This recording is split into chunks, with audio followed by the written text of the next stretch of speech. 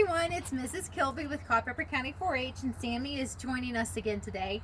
Today we're going to do a video on parts of a plant. You can see that I have different plants here on our table because plants can start in different forms, whether we're using a bulb or we're using a seed. Some have tubers.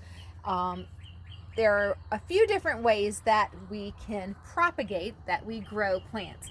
So the main one that I'm going to talk about is seeds, because that's usually what most of us think about when we're growing, is we're growing things from seeds. So the first thing we have is that seed, whether it's a sunflower seed, a tomato seed.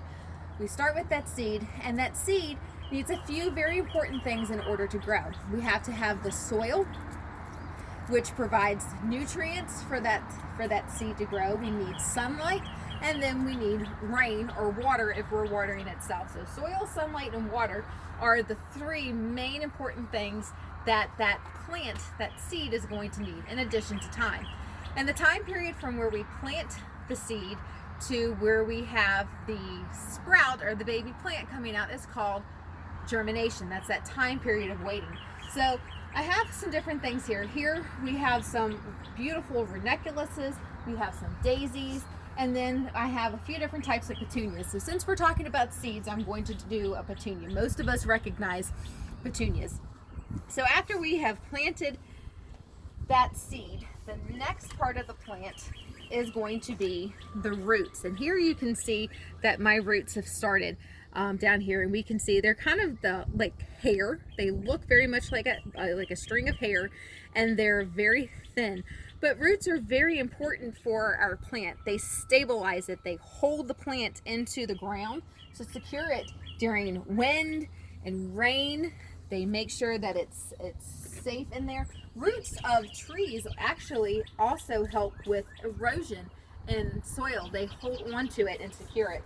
So those roots absorb the water and the nutrients from the soil to send it to the plant.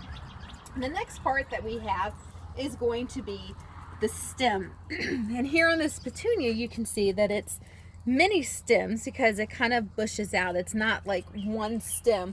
Like if we're looking at this daisy here, the plant has one sturdy stem for that bloom.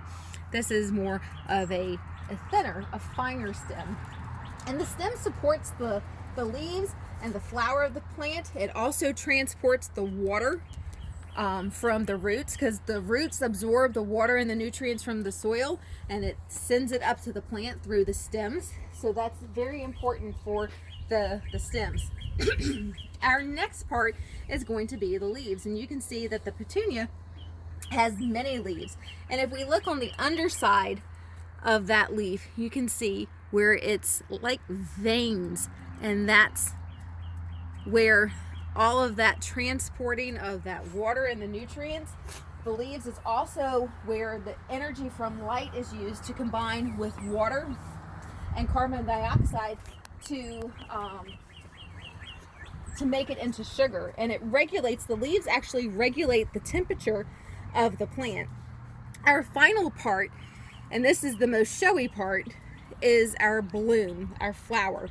So with petunias, when we have a seed, it actually produces a pod down here where all the seeds will be, which will burst open, and the wind will scatter them into different places for the plant to reproduce and generate more petunias. But not everything has seeds, like we said in the beginning. So like our ranunculuses, they have a bulb, much like a tulip or an iris. Daffodils have bulbs. So not everything has seeds in order for us to propagate and have more. But those are the structure, the parts of the plant. We have the roots, we have the stem, we have the leaves, and then the flower, and of course we start with the seed, or in some cases bulbs and various different forms. So if you guys are planting, I hope you're looking at all those different types of seeds, because seeds come in many different shapes and sizes, as do the bulbs for things that we're growing. And I hope you guys enjoy your spring, and I'll see you soon. Bye.